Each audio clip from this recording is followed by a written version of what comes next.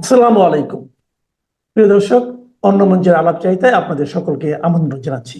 সুপ্রিয় দর্শক শ্রোতা মণ্ডলী, ব্যানার এবং হেডলাইন দেখে আপনারা এতক্ষণে বুঝতে পেরেছেন যে কি ঘটনা ঘটেছে।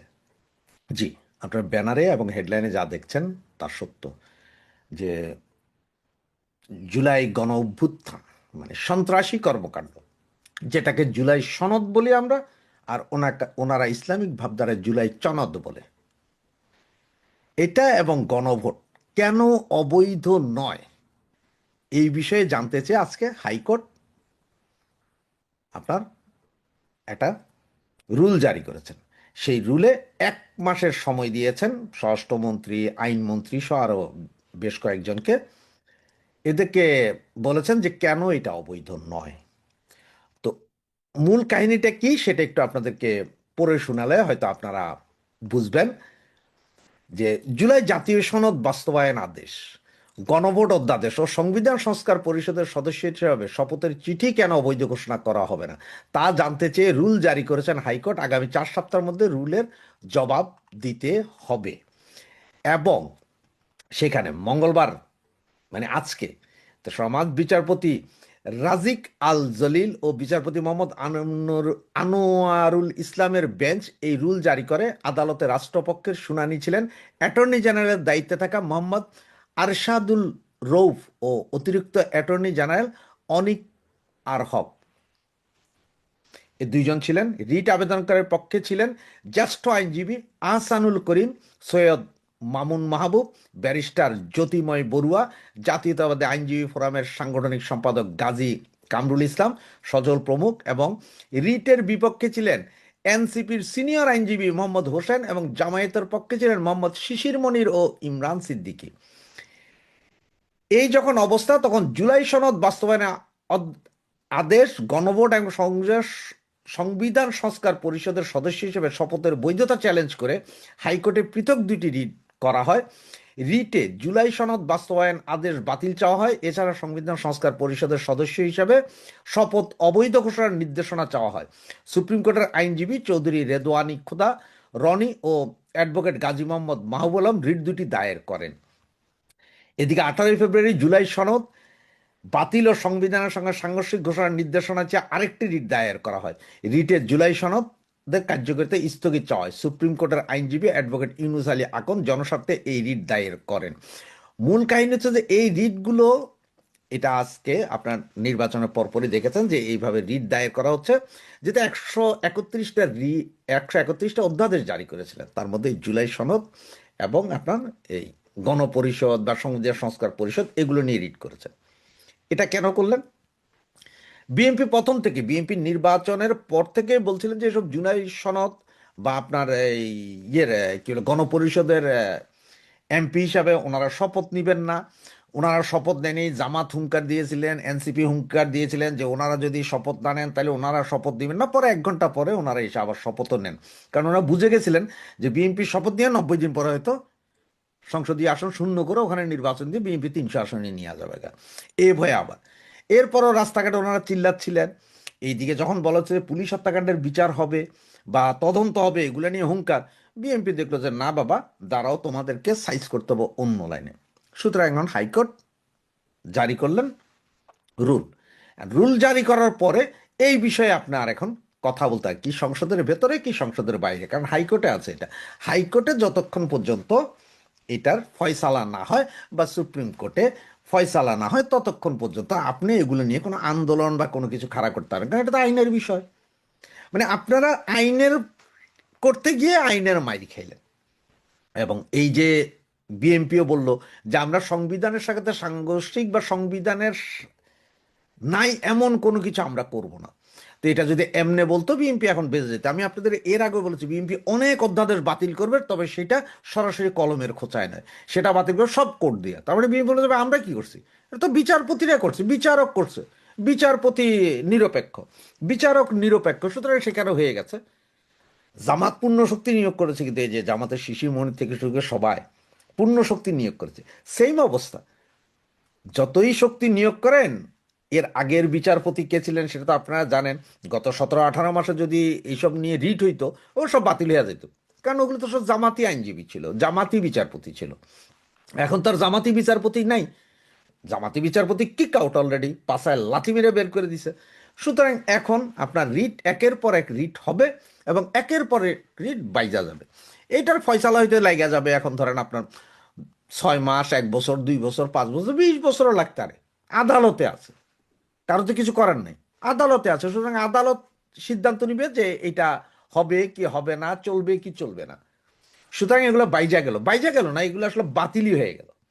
হাইকোর্ট রুল জারি করে দিয়েছে এবং বিএনপির আইনজীবীরা দাঁড়িয়েছে, এগুলো সব মিলিয়ে মূলত এমন একটা পরিস্থিতি সৃষ্টি করে দিয়েছে যেগুলো সব এখন বাতিলের খাতায় চলে গেল, সব বাতিল হবে। তো দেখতে থাকেন, এই যে আপনার সামনের মাসে, আগামী মাসে যে সংসদ অধিবেশন বসবে, সেই সংসদ অধিবেশনের আগ পর্যন্ত আরো কোন কোন অধ্যাদেশ নিয়ে হয়। হ্যাঁ, মনে আছে আওয়ামী লীগের কোনো এক আইনজীবী হয়তো আগামীকাল গিয়ে আওয়ামী লীগের বিরুদ্ধে যে অধ্যাদেশ জারি করেছে সেটারও রুল করে আপনার আবেদন করে দিতে পারে, সেইখানে হয়তো রুল জারি হয়ে যেতে পারে। এগুলো সব এখন খেলা চলবে। আর তার আগে এই যে আমেরিকান যেই ভদ্রলোক আসছেন আর কি, পল কাপুর ভাই, উনি তো বর্তমানে ইন্ডিয়ায় আছেন। উনি 6 তারিখে আসবেন, 9 তারিখ পর্যন্ত বাংলাদেশে থাকবেন। বিএনপি, জামাত, এনসিপি, আওয়ামী লীগ সবার সাথেই কথা বলবেন। এমনকি সজীব ওয়াজেদ জয়ও ভার্চুয়ালি যুক্ত হয়ে পল কাপুরের সাথে কথা বলবেন। তার আগ পর্যন্ত আরো কত কিছু হয়, তারপরে কত কিছু হয়, দেখতে থাকুন, নজর রাখুন। আর আপনি শেখ হাসিনা 1400 মানুষ মারছে, তার মধ্যে 500 আবার বেহেস্ত থেকে ফেরত আসছে, কেউ কবর আজাব থেকে ফেরত আসছে। 400-র উপরে কবর আজাব বেশি হয়েছে, আর হুরিদের সতীদের 72টা সতীনের অত্যাচারে ফেরত আসছে। তাহলে সেই শেখ হাসিনারে তুমি বললা ফ্যাসিস্ট, সেই শেখ হাসিনারে তুমি ফাঁসি দিলা, তার সাথে সুমি খানরে ফাঁসি দিলা, ওবায়দুল কাদেরে ফাঁসি দিলা, হাসান মাহমুদের ফাঁসি দিলা।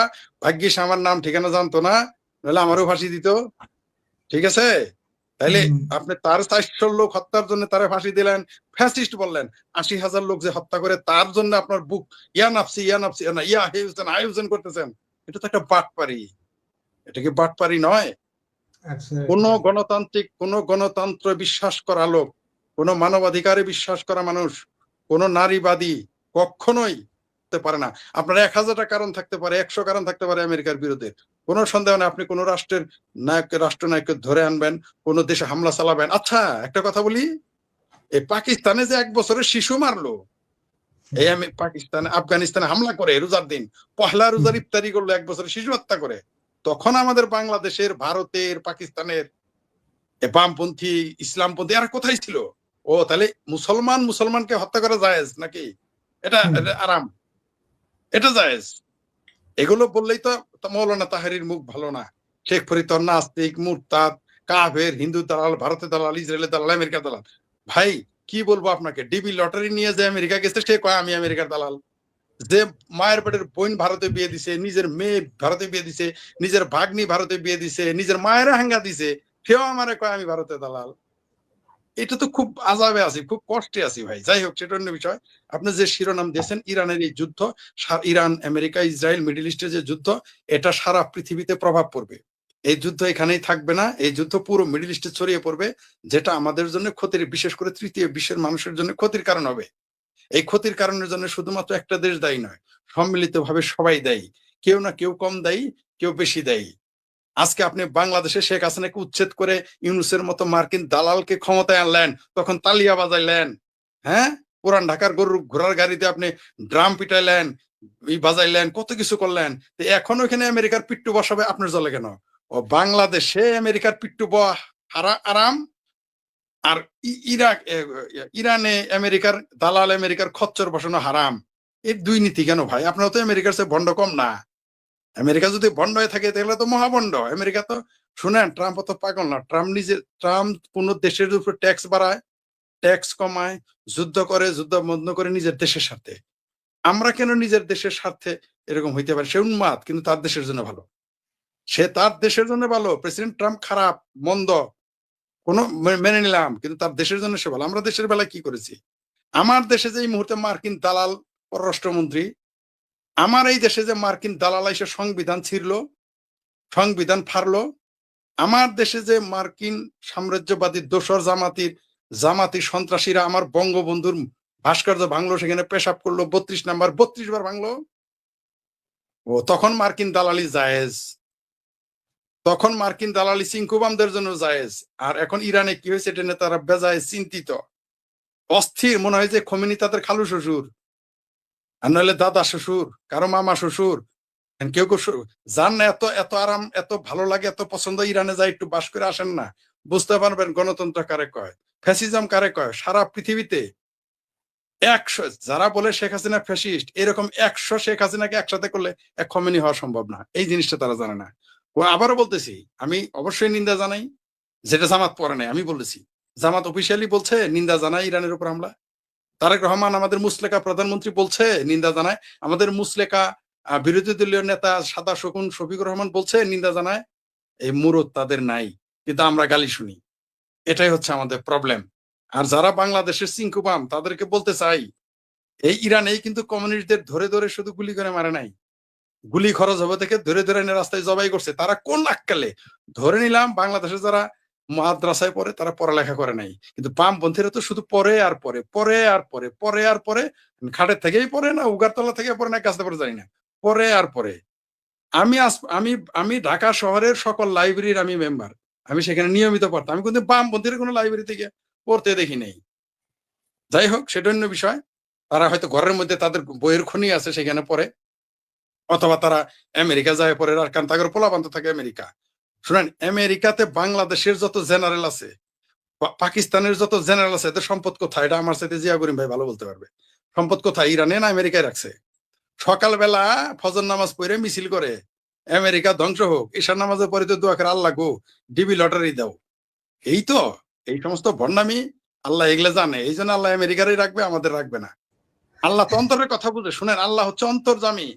আল্লাহ জানে যে ফরিদ, তারপরে বিপুল সাহেব, জিয়া করিম সাহেব, আওয়ামী লীগ, বিএনপি, হেফাজত, জামাত, চিঙ্কুবাম সবাই মনে মনে কইতেছে আমেরিকার ভিসা দেবো, উপরে উপরে কয় আমেরিকা। এই জন্য আল্লাহ মনের কথাটা শুনছে, আমেরিকার এই টিকায় রাখছে এবং রাখবে।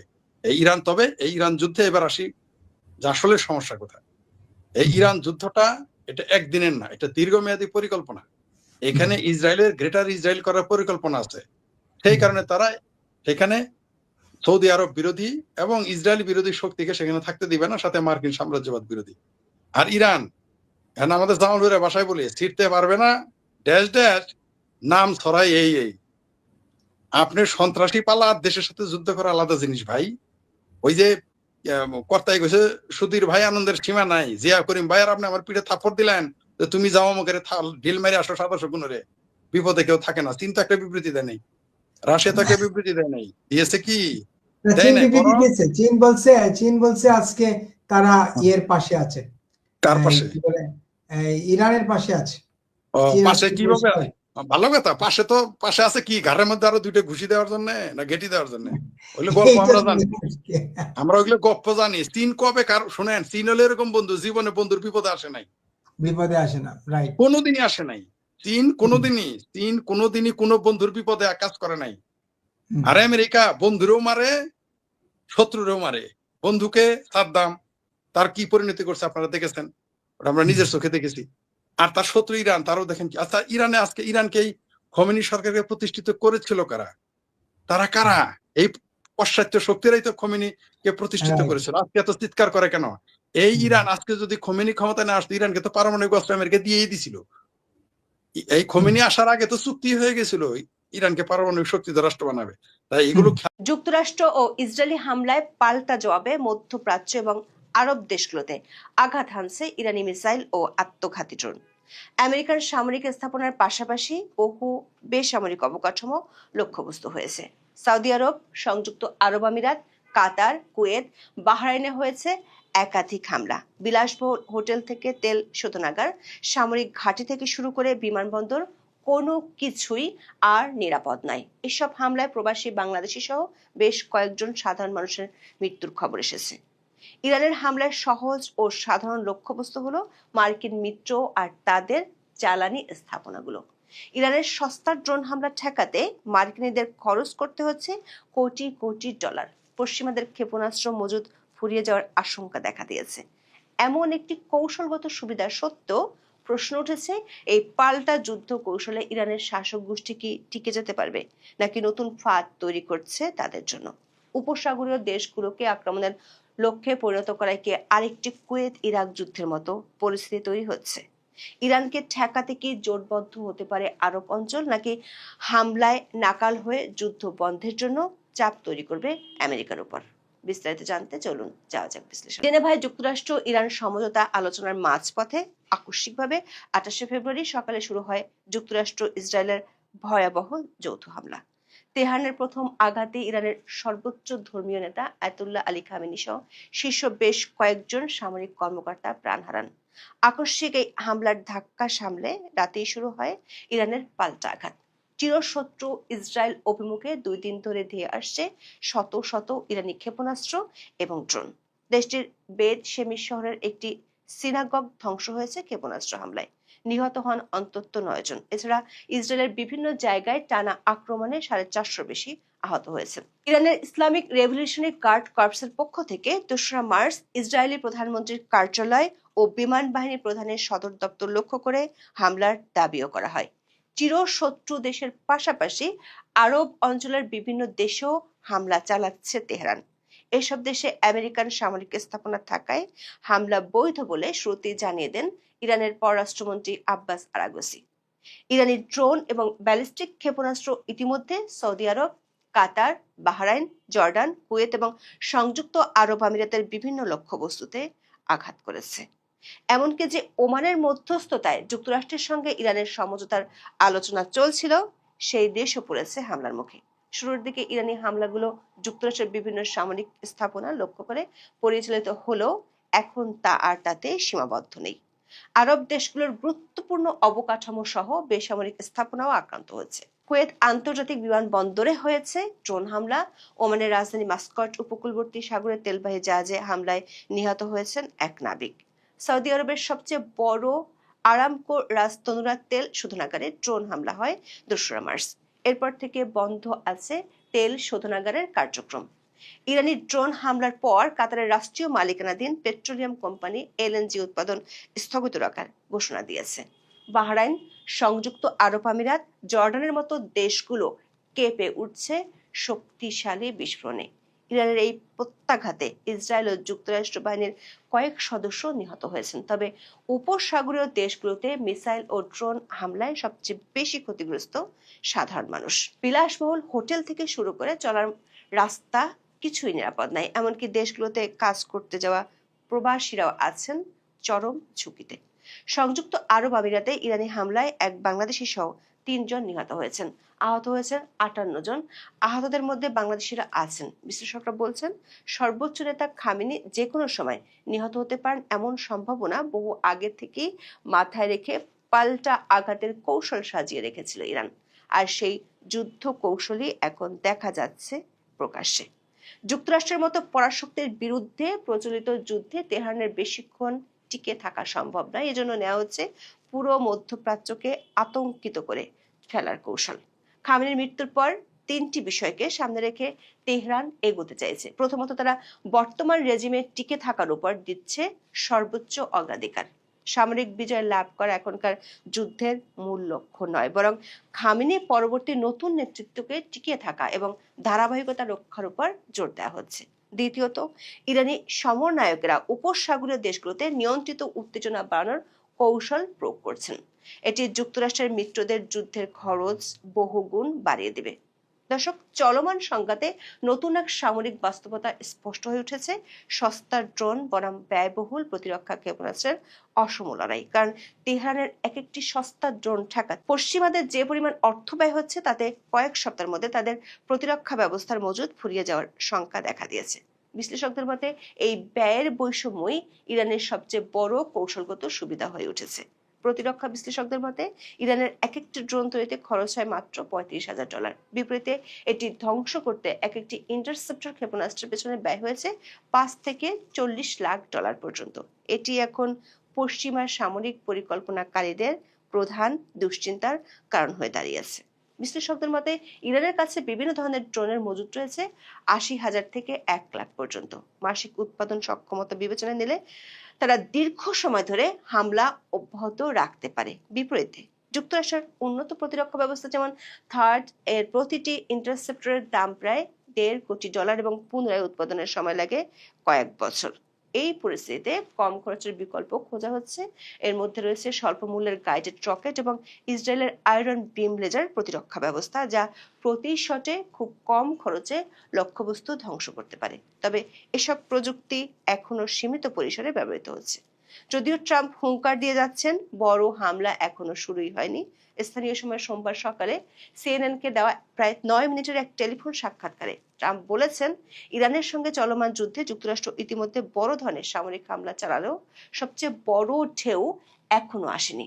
সাবেক ইসরায়েলি নৌ কমান্ডার ইয়াল পিনকো বলেন, সামনে আরো অনেক হামলা আসছে।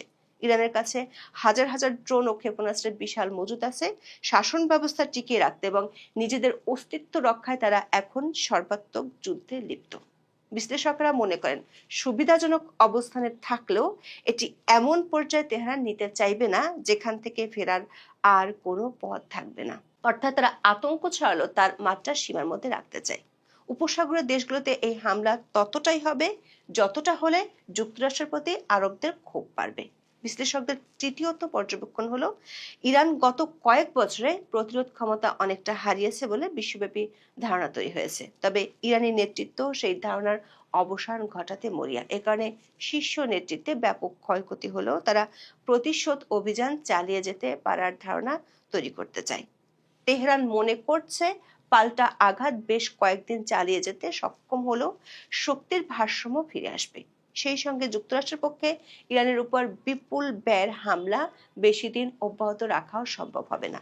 ওপেন সোর্স ইন্টেলিজেন্স ও প্রতিরক্ষা বিশ্লেষকদের তথ্য অনুযায়ী ইরানের কাছে বর্তমানে 80,000 থেকে 1,60,000 ড্রোন মজুদ আছে। মাসে অন্তত 500 ড্রোন তৈরির সক্ষমতা থাকায় তারা টানা 1 মাস প্রতিদিন 2,500 ড্রোন দিয়ে হামলা চালিয়ে যাওয়ার সামর্থ্য রাখে। তবে এই কৌশলে ঝুঁকির বড় জায়গা আছে বলেও মনে করছেন বিশ্লেষকেরা। তারা বলছেন, ইরান যেভাবে উপসাগরীয় দেশগুলোতে যুদ্ধক্ষেত্রের বিস্তার ঘটিয়েছে তা তেহরানের শাসক গোষ্ঠীর জন্য আরো বিপদ ডেকে আনতে পারে। ইরান চায় তাদের উপর হামলা বিশ্বের জ্বালানি খাতকে অস্থিতিশীল করবে, এর ফল ভোগ করবে গোটা বিশ্ব। এতে সবাই একযোগে যুদ্ধ বন্ধের দাবি তুলবে। হরমুজ প্রণালী বন্ধের সতর্কবার্তা দিয়েও এমন উদ্বেগ জোরদার করেছে তেহরান। তবে ইরানের এই কৌশল শেষ পর্যন্ত কাজে দেবে নাকি উপসাগরীয় দেশগুলোকে আরো খেপিয়ে দেবে, সেটি এখন বড় প্রশ্ন। এছাড়া একের পর এক বেসামরিক অবস্থানে হামলাও ইরান সম্পর্কে আরব অঞ্চলে নেতিবাচক দৃষ্টিভঙ্গি তৈরি করছে। প্রশ্ন উঠেছে, যুদ্ধের সীমানা বিস্তৃত করে ইরান কি যুক্তরাষ্ট্রের হাতকেই উল্টো শক্তিশালী করছে? আরব দেশগুলোকে একযোগে খেপিয়ে দেওয়ার ফলে কি তৈরি হতে যাচ্ছে সেই 1991 সালের মতো আরেকটি উপসাগরীয় যুদ্ধের মতো প্রেক্ষাপট? তখন কুয়েত আক্রমণের পর যুক্তরাষ্ট্রের নেতৃত্বে যেভাবে ইরাকে যৌথ সামরিক অভিযান শুরু হয়েছিল, তেমন কোনো ঘটনা কি দেখা যেতে পারে আবার? ইসরায়েল ও যুক্তরাষ্ট্রের যৌথ হামলার প্রতিক্রিয়ায় 28শে ফেব্রুয়ারি সৌদি আরব, আরব আমিরাত, বাহরাইন সহ মধ্যপ্রাচ্যের মতো 5 দেশে হামলা চালায় ইরান। এরপরে দেশগুলোর পক্ষ থেকে কড়া বার্তা দেয়া হয় তেহরানকে। সংযুক্ত আরব আমিরাতের প্রতিরক্ষা মন্ত্রণালয় এক বিবৃতিতে জানায়, আক্রমণের জবাব দেওয়ার পূর্ণ অধিকার তাদের আছে। অন্যদিকে সৌদি আরব, কাতারও দেয় একই ধরনের বিবৃতি। তবে এসব হুমকিকে পাত্তা দিচ্ছে না ইরান, বরং আরো জোরদার করা হয়েছে হামলা। আর এর জন্য 2রা মার্চ যুক্তরাষ্ট্রের সঙ্গে যৌথ বিবৃতিতে পাল্টা হুমকি দেয় উপসাগরীয় 6টি দেশ। বিবৃতিতে উপসাগরীয় দেশগুলোর মধ্যে আছে কুয়েত, সৌদি আরব, বাহরাইন, কাতার, জর্ডান এবং সংযুক্ত আরব আমিরাত। এতে আরকি বিপজ্জনক শক্তি দাবি করে বলা হয়, সার্বভৌম ভূখণ্ড, সাধারণ মানুষ এবং বেসামরিক অবকাঠামোকে লক্ষ্য করে দেশের হামলা সম্পূর্ণ অযৌক্তিক। এমন অবস্থায় আক্রান্ত দেশগুলো আত্মরক্ষার অধিকার পুনর্ব্যক্ত করছে বলেও হুঁশিয়ার করা হয় বিবৃতিতে। মধ্যপ্রাচ্য বিশেষজ্ঞরা বলছেন, ইসরায়েলের সঙ্গে চিরশত্রুতা থাকলেও ইরান কখনো এই ইস্যুটিকে আরব অঞ্চলে উত্তেজনা ছড়াতে ব্যবহার করেনি। তবে এবার সেটি ঘটতে দেখা যাচ্ছে। এটি তেহরানের জন্য শেষ পর্যন্ত বুমেরাং হলেও হতে পারে। ইরানের সঙ্গে সৌদি আরব, কাতার, কুয়েত, বাহরাইন এবং সংযুক্ত আরব আমিরাতের মতো দেশগুলোর প্রকাশ্য বলিতা এবং যুদ্ধ সম্পূর্ণ নতুন বিষয়। এসব দেশ বিভিন্ন সময় ইরান ইস্যুতে কূটনৈতিক দ্বিচারিতার আশ্রয় নিলেও সরাসরি শত্রুতা এড়াতে চেষ্টা করেছে। তবে এবার দেখা যাচ্ছে সম্পূর্ণ ভিন্ন চিত্র। ইরানের কৌশলে যদি শেষ পর্যন্ত যুদ্ধের সমাপ্তিও ঘটে, তাহলেও আরব দেশগুলোর সঙ্গে তেহরানের স্বাভাবিক সম্পর্কে ফেরা খুব সহজ হবে না। ডয়েচে ভেলের এক নিবন্ধে বলা হয়, শুরুর দিকে ইরানি পাল্টা হামলার লক্ষ্য বেশ সুনির্দিষ্ট ছিল। দেশটির ইসলামিক রেভলিউশনারি গার্ড কর্পসের পক্ষ থেকে ঘোষণা দেওয়া হয়, তারা আরব অঞ্চলে যুক্তরাষ্ট্রের সব স্থাপনাকে বৈধ লক্ষ্য হিসেবে বিবেচনা করবে। তারপরে বাহরাইনে যুক্তরাষ্ট্রের নৌবাহিনীর সদর দপ্তরে ইরানি ক্ষেপণাস্ত্র আঘাত হানে। কাতারে আমেরিকান আল উদাইদ বিমান ঘাঁটির দিকে ধেয়ে আসা ক্ষেপণাস্ত্র প্রতিহত করা হয়।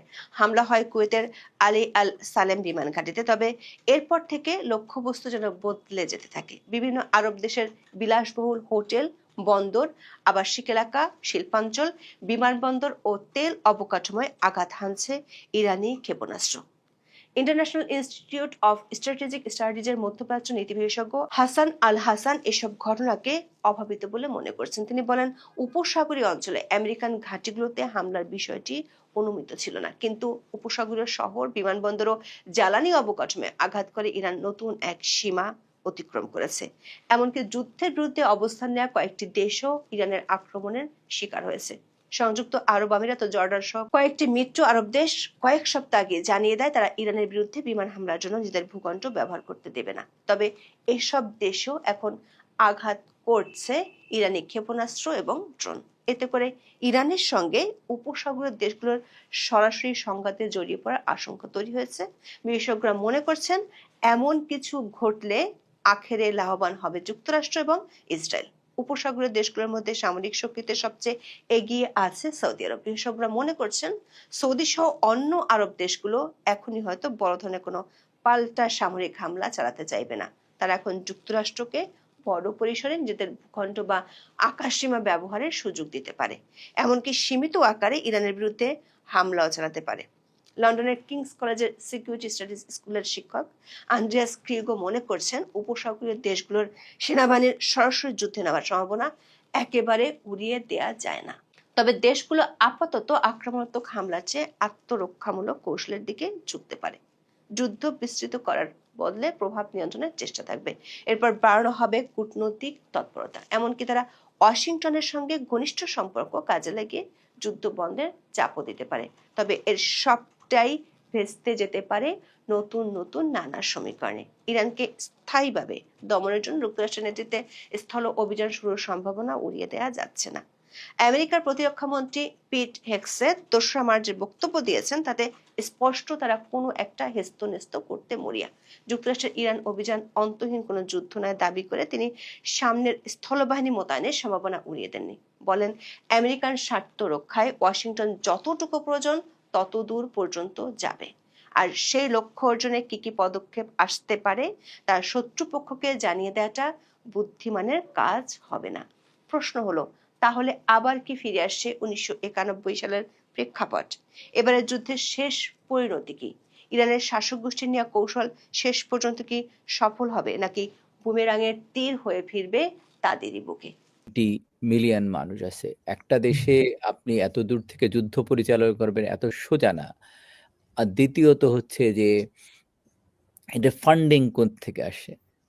আপনি এখন বললে আমাকে মানুষ মারবে, আমি ভাই ধর্মভীরু একজন মানুষ, তারপরে একটু বলি, না বলে আর পারলাম না। এটার পেছনে ইন্ধন দিছে এর চারিদিকে যে সব দেশগুলি আছে, সৌদি আরব, বাহরাইন, কাতার, কাতার, দুবাই, ওমান, সব সব এটার সঙ্গে যুক্ত। এরা এইগুলির অর্থ দিচ্ছে। আপনি আপনার প্রতি হজ ফরজ করা হয়েছে, আমাদের ৫টা পিলারের একটা পিলার হচ্ছে হজ, কলেমা, নামাজ, রোজা, হজ, জাকাত। হজ আপনি একবার জানেন, এই যে সৌদি আরবে যে এত টাকা $12 বিলিয়ন ইনকাম করে, সুতরাং এই অপরাধে যদি অপরাধী হন তাহলে আপনিও অপরাধী। কারণ আপনি একবার না, আপনি 2 দিন পর পর ওমরা করতে যাচ্ছেন, আপনার টাকাটা সৌদিকে দিচ্ছেন এই ইয়েমেনে শিশু হত্যা করার জন্য, একইভাবে ইরানেও বম্বিং করার জন্য। আমেরিকা তো এইখান থেকে মিসাইল করতেছে না, কোথায় বসে মিসাইলগুলো ছাড়তেছে? সৌদি আরবের থেকে, অথবা কুয়েত থেকে, অথবা কাতার থেকে অথবা দুবাই থেকে, তাই না? তাহলে ইসরায়েল আপনি থেকে। কাকে দোষ দিচ্ছেন? দোষ তো আমেরিকান, দোষ হচ্ছে যে ওই যে যেগুলো বসে আছেন সেরকম। এর পাশাপাশি আরেকটা জিনিস চিন্তা করতে হবে, সেটা হচ্ছে যে এইসব যুদ্ধ আপনার ক্ষণস্থায়ী। এতে যে হরমুজ প্রণালীটা সেটা যদি বন্ধ হয়ে যায়, ফরিদ ভাই হয়তো একটা জিনিস মনে রাখবেন যে ওই হরমুজ ইয়া থেকে যে তেলগুলি আসে যে আরব এই কাতার, দুবাই বা এই সাইড থেকে যে তেলগুলি আসে সৌদি আরব, এটা হরমুজ প্রণালীর মাধ্যমে। এইটা যদি বন্ধ থাকে তাহলে দেখবেন তেলের দাম ইউরোপে কিরকম বাড়ে, বাংলাদেশেও কি বাড়ে। এর বাইরে হচ্ছে ধরেন আমাদের দেশে মূলত যারা সুন্নি মাযহাবের মানুষ, তা ভারত যখন ভারত ভাগ হয়, তখন নেতৃত্বে কারা ছিল রে ভাই আমাকে বলেন তো? মোহাম্মদ আলী জিন্নাহ, রাইট? মোহাম্মদ আলী জিন্নাহ কোন মাযহাবের মানুষ? যিনি পাকিস্তানের প্রধানমন্ত্রী, তাই না?